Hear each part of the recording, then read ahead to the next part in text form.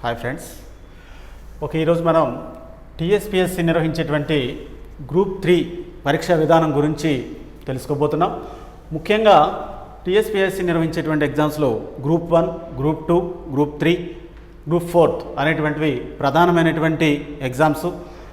మరి ఈ గ్రూప్ 3లో ఎటువంటి పరీక్షా విధానం ఉంటుంది అనేటువంటి విషయాన్ని మనం పరిశీలన చేసినట్టయితే పేపర్ 1 అనేటువంటిది general studies and general abilities అనేటువంటివి అడుగుతారు. ఇక్కడ మేజర్గా ఒకటి గుర్తుపెట్టుకోవాలండి, 150 ఆబ్జెక్టివ్ మల్టిపుల్ బిట్స్ అనేటువంటివి ఇవ్వడం అనేటువంటి జరుగుతుంది. 150 మార్కులు ఇవి. అదేవిధంగా టైం అనేటువంటిది 2.5 hours, 2.5 గంటలు ఉంటుంది. అదేవిధంగా పేపర్ 2 విషయానికి వస్తే చరిత్ర, పాలిటీ అండ్ సొసైటీ. మరి ఈ 3 భాగాల నుంచి కూడా చరిత్ర నుంచి 50 బిట్స్ అడగడం జరుగుతుంది, పాలిటీ నుంచి కూడా 50 బిట్స్ అడగడం జరుగుతుంది, సొసైటీ నుంచి కూడా 50 బిట్స్ అడగడం అనేటువంటి జరుగుతుంది. మొత్తం మీద టోటల్గా 150 మార్క్స్కి ఎగ్జామినేషన్ కండక్ట్ చేయడం అనేటువంటి జరుగుతుంది. 150 ప్రశ్నలు, 150 మార్కులు, సమయం వచ్చేసి 2.5 గంటలు ఇవ్వటం అనేటువంటి జరుగుతుంది. పేపర్ 3 అనేటువంటిది చాలా కీలకమైనటువంటి పేపర్. ఆర్థిక వ్యవస్థ అండ్ అభివృద్ధి అనేటువంటిది చాలా ఇంపార్టెంట్ పేపర్ ఇది. దీనికి కూడా 150 మార్కులు, 150 ప్రశ్నలు, 150 ప్రశ్నలు ఇస్తారు, 150 మార్కులు అనేటువంటిది కేటాయించడం అనేటువంటిది జరిగింది. అదేవిధంగా టైం వచ్చేసి దీనికి మరి 2.5 గంటలు ఉంటుంది. మొత్తం మీద 3 పేపర్స్ అనేటువంటివి ఉంటాయి గ్రూప్ 3లో భాగంగా. దీనికి ఇంటర్వ్యూ లేనటువంటి ఎగ్జామ్ ఇది. ఎట్టి పరిస్థితుల్లో కూడా ఇంటర్వ్యూని కండక్ట్ చేయరు. ఎందుకంటే అంతకుముందు గ్రూప్ 2లో మరి ముఖ్యంగా అంతకుముందు అంటే తెలంగాణ రాష్ట్రం ఏర్పడక ముందు గ్రూప్ 2లోనే executive posts, non executive posts అనేటువంటివి ఉండేవి. ఇప్పుడు మనకి రాష్ట్రం ఏర్పడిన తర్వాత ఏం చేశారంటే గ్రూప్ 2లో ఎగ్జిక్యూటివ్ పోస్టులు మాత్రమే కేటాయించడం అనేటువంటిది జరుగుతుంది. కాబట్టి గ్రూప్ 3లో అంటే గ్రూప్ 3లో నాన్ ఎగ్జిక్యూటివ్ పోస్టులు మొత్తం కూడా గ్రూప్ 3లో రావడం అనేటువంటిది జరిగింది. కాబట్టి దీనికి ఇంటర్వ్యూ అనేటువంటిది ఉండదు. కాబట్టి టాప్ మెరిట్ స్టూడెంట్స్ని అంటే 450 మార్క్స్కి టోటల్ మార్క్స్కి ఎగ్జామ్ పెడతారు. ఈ 450 మార్క్స్లో హైయెస్ట్ మార్క్స్ ఎవరికైతే వస్తాయో వాళ్ళకి మెరిట్ లిస్ట్ ప్రకారం జాబ్ ఇవ్వడం అనేటువంటిది జరుగుతుంది. ఆ జాబ్ ఇచ్చేటప్పుడు మరి వాళ్ళకు ఒక 2014 మే 12న మన గవర్నమెంట్ తెలంగాణ ప్రభుత్వం ఒక జీవోని జారీ చేయడం అనేటువంటిది జరిగింది.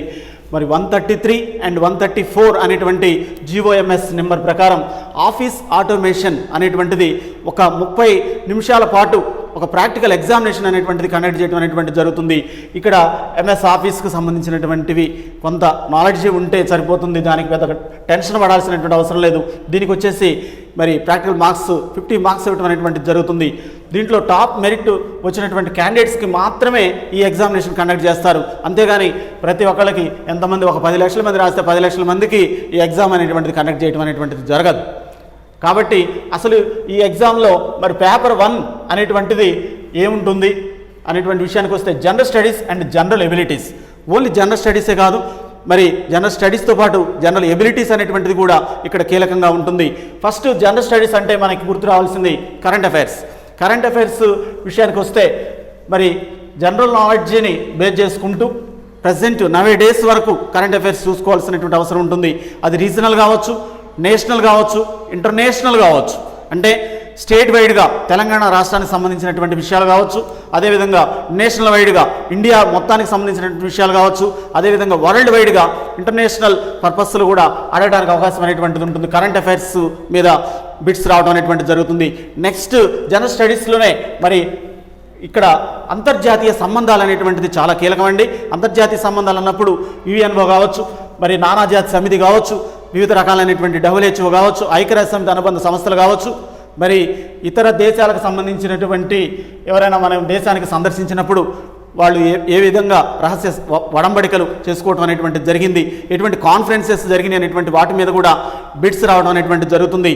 నెక్స్ట్ మేజర్గా ఒకటి గుర్తుపెట్టుకోవాలి, అంటే నాటో కావచ్చు, సార్క్ కావచ్చు, మరి G4 కావచ్చు, G5 కావచ్చు, ఇక్కడ G20 కావచ్చు, మరి ఎటువంటి సమావేశాలు జరిగినా కూడా దానికి సంబంధించినటువంటి బిట్స్ అనేటువంటివి 100% రావడం అనేటువంటిది జరుగుతుంది.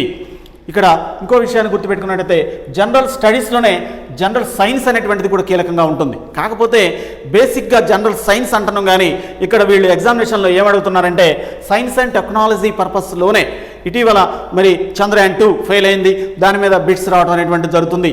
మరి ఇంకా కొన్ని బిట్స్ అనేటువంటి క్షిపణుల మీద కావచ్చు, మరి జనరల్ సైన్స్ అని పేరుకే ఉంటుంది కానీ సైన్స్ అండ్ టెక్నాలజీ మీద ఎక్కువ బిట్స్ రావడం అనేటువంటిది ఉంటుంది. దాంట్లో భాగంగా భారతదేశంలో ఏ విధమైనటువంటి పురోగతి ఉంది సైన్స్ అండ్ టెక్నాలజీ రంగంలో, భారతదేశం ఇండియా ఏ విధంగా ముందుకు పోతుంది ప్రజెంట్ నవేడేస్ వరకు కూడా అడగడానికి అవకాశం అనేటువంటిది ఉంటుంది. నెక్స్ట్ మరి పర్యావరణ సమస్యలు అనేటువంటిది కూడా వీళ్ళు జనరల్ స్టడీస్లో భాగంగా ఇవ్వడం అనేటువంటిది జరిగింది. మేజర్గా ఒకటి గుర్తుపెట్టుకోవాలండి, పర్యావరణ సమస్యలు అన్నప్పుడు world environment day June 5th జరుపుకుంటాం. ఎందుకు జరుపుకుంటాం, ఏ సంవత్సరం నుంచి జరుపుకుంటాం అనేటువంటిది క్వశ్చన్స్ అడగడం అనేటువంటిది జరుగుతుంది. పర్యావరణాన్ని పరిరక్షించుకోవాలంటే ఏ విధంగా మనం ఉండాల్సినటువంటి అవసరం ఉంది, అదేవిధంగా ఇక్కడ డిజాస్టర్ మేనేజ్మెంట్ అనేటువంటి దాని గురించి కూడా అడగటం అనేటువంటి జరుగుతుంది. విపత్తు నిర్వహణ కావచ్చు, నివారణ కావచ్చు, మరియు ఉపశమన వ్యూహాలు కావచ్చు, మరి వాటి మీద బిట్స్ రావడానికి ఎక్కువ అవకాశం అనేటువంటిది ఉంటుంది. Next geography, world geography, Indian geography and Telangana state geography దానికి సంబంధించి చాలా ఇంపార్టెంట్గా మరి బిట్స్ ఆడటం అనేటువంటిది జరుగుతుంది. వరల్డ్ జాగ్రఫీ అన్నప్పుడు విశ్వం మొత్తానికి సంబంధించినటువంటి బిట్స్ రావడం అనేటువంటిది జరుగుతుంది, సముద్రాల మీద కావచ్చు, మరి అదేవిధంగా ఎన్విరాన్మెంటల్ వాటి మీద కూడా బిట్స్ రావడం అనేటువంటిది జరుగుతుంది. మేజర్గా ఒకటి గుర్తుపెట్టుకోవాలి, ఇండియన్ జాగ్రఫీ అనేటువంటిది మరి ఇక్కడ ఇండియన్ జాగ్రఫీ సంబంధించినటువంటి కీలకమైనటువంటి బిట్స్ కూడా రావడానికి అవకాశం ఉంది. తెలంగాణ రాష్ట్ర జాగ్రఫీ అనేటువంటి విషయానికి వస్తే తెలంగాణ రాష్ట్రం నూతనంగా ఏర్పడినటువంటి రాష్ట్రం కాబట్టి ఈ రాష్ట్ర సరిహద్దులు ఏ విధంగా ఉన్నాయి, మరి ఈ రాష్ట్రానికి చుట్టుపక్కల ఉన్నటువంటి రాష్ట్రాలు ఏ విధంగా ఉన్నాయనేటువంటి దాని మీద కూడా బిట్స్ రావడానికి అవకాశం అనేటువంటిది ఉంటుంది. నెక్స్ట్ ఇండియన్ హిస్టరీ మీద కూడా బిట్స్ రావడం అనేటువంటిది జరుగుతుంది జనరల్ స్టడీస్లో భాగంగా. ఇక్కడ Indian heritage and culture ISC మీద కూడా బిట్స్ రావడం అనేటువంటి జరుగుతుంది. ఐఎస్సి అన్నప్పుడు ఏం లేదండి, డిగ్రీ స్టాండర్డ్లో ప్రతి ఒక్క విద్యార్థి కూడా మరి బిఏ గ్రూప్ కావచ్చు, బిఎస్సి గ్రూప్ కావచ్చు, బీకామ్ గ్రూప్ కావచ్చు, కంపల్సరిగా ఐఎస్సిని చదివి ఉంటాడు. కాబట్టి అందుకోసం ఏం చేస్తారంటే ఇండియన్ హెరిటేజ్ అండ్ కల్చర్ మీద బిట్స్ ఎక్కువ అడగడానికి అవకాశం అనేటువంటిది ఉంటుంది. ఎందుకంటే తాజ్మహల్ నిర్మాణం కావచ్చు, మరి చాలా రకరకాలైనటువంటి బిట్స్ రావడం అనేటువంటి జరుగుతుంది. మేజర్గా ఒకటే గుర్తుపెట్టుకోవాలి, సాంస్కృతిక వారసత్వం మీద బిట్స్ రావడం అనేటువంటిది జరుగుతుంది. ఇండియన్ హెరిటేజ్ అండ్ కల్చర్ మీద ఎక్కువ బిట్స్ వచ్చేటువంటి అవకాశం ఉంది. ఇది చాలా వరకు మోస్ట్ ఇంపార్టెంట్ ఏరియా అని మనం చెప్పొచ్చు జనరల్ స్టడీస్లో భాగంగా. నెక్స్ట్ మరి తెలంగాణ సమాజం ఎలా ఉంది, మరి తెలంగాణ సంస్కృతి ఏ విధంగా ఉంది, తెలంగాణలో కళలు ఏ విధంగా ఉన్నాయి అనేటువంటి వాటి మీద, లేకపోతే తెలంగాణ సాహిత్యం అనేటువంటి వాటి మీద బిట్స్ రావడం జరుగుతుంది. ఫర్ ఎగ్జాంపుల్ సెప్టెంబర్ 9 మరి తెలంగాణ భాషా దినోత్సవం జరుపుకుంటున్నాం. ఎందుకు జరుపుకుంటున్నాం అనేటువంటి బిట్ రావడానికి అవకాశం ఉంది. కాళోజీ జయంతి, మరి కాళోజీ అనేటువంటి కవి జన్మించినటువంటి రోజు కాబట్టి మరి సెప్టెంబర్ 9న మనం ఇక్కడ తెలంగాణ భాషా దినోత్సవం అనేటువంటి జరుపుకుంటాం. ఇది ఎగ్జామినేషన్లో అడిగారు. మరి ముఖ్యంగా చూసుకున్నట్టయితే ఇక్కడ తెలంగాణ సమాజం కావచ్చు, సంస్కృతి కావచ్చు, ఇక్కడ జరుపుకునేటువంటి పండుగలు కావచ్చు, ఇక్కడ ఉన్నటువంటి కళలు కావచ్చు, ఇక్కడ ఉన్నటువంటి మరి రచయితలు, కవులు కావచ్చు, వీళ్ళ మీద బిట్స్ రావడానికి ఎక్కువ అవకాశం అనేటువంటిది ఉంటుంది. ఇక్కడ జరుపుకునేటువంటి పండుగలు కావచ్చు, మేజర్ ఇంపార్టెంట్ బిట్స్ అండి. అదేవిధంగా తెలంగాణ రాష్ట్ర విధానాల మీద కూడా బిట్స్ రావడం అనేటువంటిది జరుగుతుంది. పాలసీస్ ఎలా ఉన్నాయి, ఫర్ ఎగ్జాంపుల్ అగ్రికల్చర్ సంబంధించినటువంటి పాలసీ కావచ్చు, మరి అదేవిధంగా పారిశ్రామిక విధాన తీర్మానాలు కావచ్చు, మరి ముఖ్యమైనటువంటి పథకాలు కావచ్చు, ఫర్ ఎగ్జాంపుల్ కంటి వెలుగు పథకం కావచ్చు, అదేవిధంగా తెలంగాణలో జరుగుతున్నటువంటి వివిధ రకాలైనటువంటి ప్రోగ్రామ్స్ సమగ్ర సర్వే మీద బిట్స్ పడవచ్చు. మరి ఇంకా తెలంగాణలో ఏ విధమైనటువంటి పథకాలు ఉన్నాయి, ఏ విధమైనటువంటి పథకాలను ఏ విధంగా ఇంప్లిమెంటేషన్ చేస్తున్నారు, వాటి యొక్క ఉద్దేశం ఏంటి, వాటి యొక్క లక్ష్యం నెరవేరుతుందా లేదా అనేటువంటి వాటి మీద కూడా బిట్స్ రావడం అనేటువంటిది జరుగుతుంది. సామాజిక వర్ణన మీద కూడా బిట్స్ రావడం అనేటువంటిది జరుగుతుంది. అంటే సోషల్ ఎక్స్క్లూజివ్ అంటాం, అంటే లింగపరంగా కావచ్చు, కులపరంగా కావచ్చు, తెగల పరంగా కావచ్చు, వికలాంగుల పరంగా కావచ్చు, ఇక్కడ బిట్స్ అడగడం అనేటువంటి జరుగుతుంది. అంటే వికలాంగుల హక్కులు ఎలా ఉన్నాయి, సమ్మిళిత విధానం అనేటువంటిది ఏ విధంగా ఉంది తెలంగాణలో, ఎస్పెషల్లీ తెలంగాణ స్టేట్ అనేటువంటి వాటి మీద బిట్స్ రావడం అనేటువంటి జరుగుతుంది. ఇంకా లాజికల్ రీజనింగ్, జనరల్ ఎబిలిటీస్ అన్నప్పుడు లాజికల్ రీజనింగ్, మెంటల్ ఎబిలిటీ అంటాం దీన్ని. మరి లాజికల్ రీజనింగ్ మీద, అనలిటికల్ ఎబిలిటీ మీద, డేటా ఇంటర్ప్రిటేషన్ మీద బిట్స్ రావడం అనేటువంటి జరుగుతుంది. కాకపోతే దీనికి అంతగా భయపడాల్సిన పని లేదు, కాకపోతే కొద్దిగా కేర్ తీసుకొని దానికంటూ స్పెషల్గా కేర్ తీసుకోవాల్సినటువంటి అవసరం ఉంటుంది. మెంటల్ ఎబిలిటీకి సంబంధించినటువంటి కొన్ని రీజనింగ్ సంబంధించినటువంటి వాటిని ప్రిపేర్ అయినట్టయితే పెద్దగా మరి ఈజీ ప్రాసెస్లోనే ఇక్కడ బిట్స్ రావడం అనేటువంటిది ఉంటుంది. కాబట్టి అంత ఇబ్బంది కలిగించేటువంటి విషయం కాదనేటువంటిది మనం చెప్పొచ్చు. నెక్స్ట్ ఇక్కడ general studies and general abilities అన్నాం కాబట్టి జనరల్ ఎబిలిటీస్లో భాగంగా ఏమడుగుతారంటే ముఖ్యంగా 2 పాయింట్లు, డేటా ఇంటర్ప్రిటేషన్, మరి అనలిటికల్ ఎబిలిటీ అనేటువంటిది అడుగుతున్నారు. నెక్స్ట్ 8th క్లాస్ స్టాండర్డ్లో బేసిక్ ఇంగ్లీష్ అడుగుతారు. గ్రామర్ కంపల్సరీగా రావాల్సినటువంటి అవసరం ఉంది. ఆ బేసిక్ ఇంగ్లీష్ కూడా ఏముంటాయంటే ఆర్టికల్స్ ఉంటాయి, అదేవిధంగా మేజర్గా అంటే పార్ట్స్ ఆఫ్ స్పీచ్ మీద ఎక్కువ అడగడానికి అవకాశం అనేటువంటిది ఉంటుంది, ప్రిపోజిషన్స్ మీద అడగడానికి అవకాశం ఉంది, అదేవిధంగా డైరెక్ట్ ఇండైరెక్ట్ స్పీచ్ మీద అడగడానికి అవకాశం అనేది ఉంది, నెక్స్ట్ వాయిస్ మీద అడగడానికి అవకాశం ఉంది, అదేవిధంగా స్పెల్లింగ్ మీద ఆడటానికి అవకాశం ఉంటుంది, అదేవిధంగా లెటర్ రైటింగ్ ఏ విధంగా మరి వీళ్ళు కోడ్ చేస్తున్నారనేటువంటి దాని మీద బిట్స్ రావడానికి అవకాశం అనేటువంటిది ఉంటుంది. అంటే పేపర్ 1 అంత కీలకంగా ఉంటుంది కాబట్టి ఒకటే గుర్తుపెట్టుకోవాలండి, పేపర్ 2 పేపర్ 3లో ఎక్కువ మార్కులు తెచ్చుకోవటం ఈజీయే, కానీ పేపర్ 1లో మార్కులు ఎక్కువ తెచ్చుకోవడం అనేటువంటిది అంత ఆషామాష విషయం కాదని మనం చెప్పొచ్చు. అంటే ఈజీ వే కాదు, కాబట్టి ఇక్కడ చాలా ఎక్కువ కష్టపడాల్సినటువంటి అవసరం ఉంది.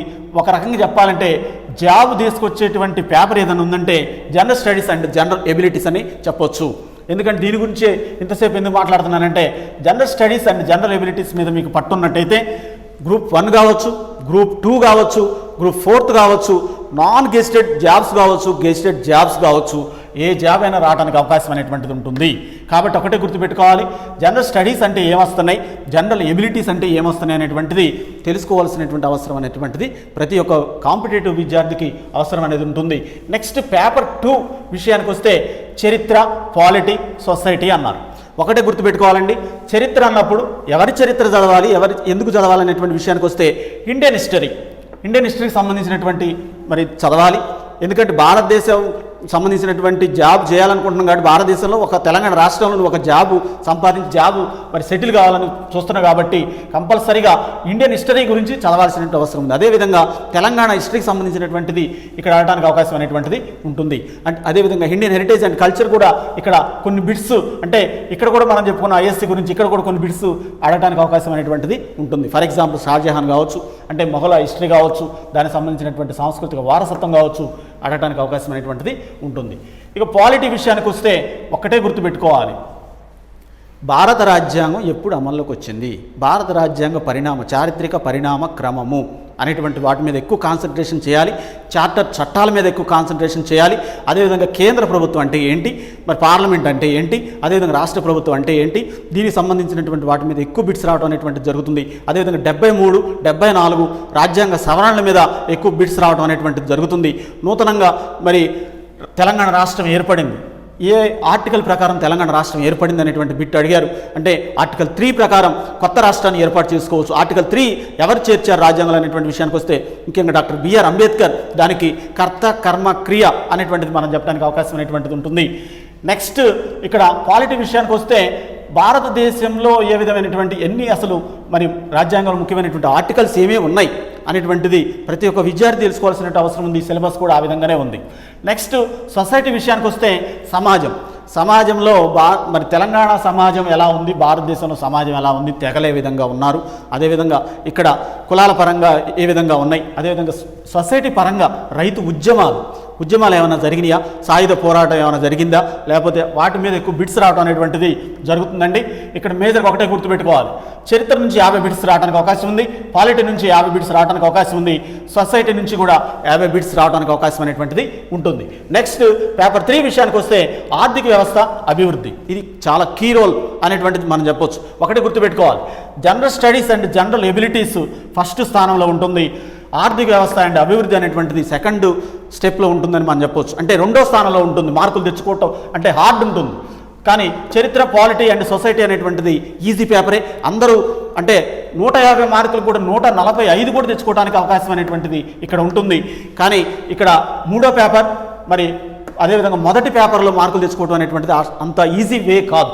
ఇక్కడ ఆర్థిక వ్యవస్థ అన్నప్పుడు ఒకటే గుర్తుపెట్టుకోవాలండి, అసలు ఆర్థిక శాస్త్రం అంటే ఏంటి, ఆర్థిక వ్యవస్థ అంటే ఏంటి, అదేవిధంగా అభివృద్ధి ఏ విధంగా ఉంది అనేటువంటి వాటి మీద బిట్స్ రావడం అనేటువంటి జరుగుతుంది. ఇండియన్ ఎకానమీ ఏ విధంగా ఉంది, మరి అదేవిధంగా తెలంగాణ ఎకానమీ ఏ విధంగా ఉంది, ఇక్కడ మేజర్గా ఒకటి గుర్తుపెట్టుకోవాలి, అసలు ఆర్థిక వ్యవస్థలు ఎన్ని రకాలుగా ఉంటాయి, పెట్టుబడిదారీ ఆర్థిక విధానం, మిశ్రమ ఆర్థిక విధానం, మరి ముఖ్యంగా సామ్యవాద ఆర్థిక వ్యవస్థలు ఏ విధంగా ఉంటాయి. ఈ ఆర్థిక వ్యవస్థల్లో భాగంగా ఇండియన్ మరి అగ్రికల్చర్ ఫీల్డ్ కావచ్చు, అదేవిధంగా ఇండియన్ మరి ఇండస్ట్రీ ఫీల్డ్ కావచ్చు ఏ విధంగా ఉంది అనేటువంటిది, మరి టెరిటరీ సెక్టర్ కావచ్చు, వీటి మీద కూడా ఎక్కువగా బిట్స్ వచ్చేటువంటి అవకాశం అనేటువంటిది ఉంటుంది. అభివృద్ధి అన్నప్పుడు కూడా మరి అభివృద్ధి, గమనశీలత అనేటువంటి వాటి మీద ఎక్కువ బిట్స్ రావడానికి ఎక్కువ అవకాశం ఉంది. మరి ముఖ్యంగా తెలంగాణ రాష్ట్రం ఏర్పడింది, అభివృద్ధి ఏ పదంలో ఉంది అనేటువంటిది అడుగుతున్నారు. ఇంకొక విషయం ఏంటంటే భారతదేశ పరంగా పేదరికం అనేటువంటిది ఉంది. మరి దానిపై ఏ విధంగా మనం అభివృద్ధి అంటే ఏ విధంగా వాళ్ళకు పథకాలు పంచుకుంటూ ఏ విధంగా వాళ్ళని డెవలప్ చేస్తున్నాం అనేటువంటి వాటి మీద కూడా బిట్స్ వచ్చేటువంటి అవకాశం ఉంది. ఇది మొత్తం మీద చూసుకున్నట్టయితే ఈ గ్రూప్ థర్డ్ అనేటువంటిది చాలా వరకు ఈజీ ఎగ్జామ్ అని మనం చెప్పవచ్చు. ఎందుకు చెప్తున్నామంటే ఇంటర్వ్యూ లేనటువంటి ఎగ్జామ్ ఇది. ముఖ్యంగా ఒకటే గుర్తుపెట్టుకోవాలండి, తెలంగాణ రాష్ట్రం ఏర్పడిన తర్వాత ఇంతవరకు పడలేదు. కంపల్సరీగా పడడానికి అవకాశం ఉన్నటువంటి ఏకైక ఎగ్జామ్ అని చెప్పొచ్చు. నిన్న పేపర్లు కూడా రీసెంట్గా చూసినట్టయితే నిన్న పేపర్లు కూడా ఆంధ్రప్రభ పేపర్లు కూడా ప్రచురితమైంది. దీని గురించి ఎందుకు చెప్తున్నానంటే మున్సిపల్ మరి కమిషనరేట్లు కావచ్చు, లేకపోతే కొత్త జిల్లాలు ఏర్పడ్డ తెలంగాణ రాష్ట్రంలో ఇవన్నీ కూడా అంటే ఆర్థిక శాఖ కూడా ఆమోద ముద్ర వేసింది. కాబట్టి నెక్స్ట్ మనకి వచ్చేటువంటి నోటిఫికేషన్లో గ్రూప్ 3 కూడా మరి సీరియల్లో ఉందని మనం చెప్పడానికి అవకాశం ఉంది. కాబట్టి దీని గురించి చెప్పడం అనేటువంటి జరుగుతుంది. ముఖ్యంగా పేపర్ 1 ఎలా చదవాలి, పేపర్ 2 ఏ విధంగా చదవాలి, పేపర్ 3 అనేటువంటిది ఏ విధంగా చదవాలి అనేటువంటి దాని గురించి నెక్స్ట్ దాంట్లో మరి ముఖ్యంగా ఏంటంటే ఈ టాపిక్స్ని ఏ విధంగా ఏ టాపిక్ని మరి ఆ టాపిక్స్ని ఎందుకు కీలకంగా మారినాయి అనేటువంటిది మరి తెలుసుకోవటం అనేటువంటిది జరుగుతుంది తర్వాత.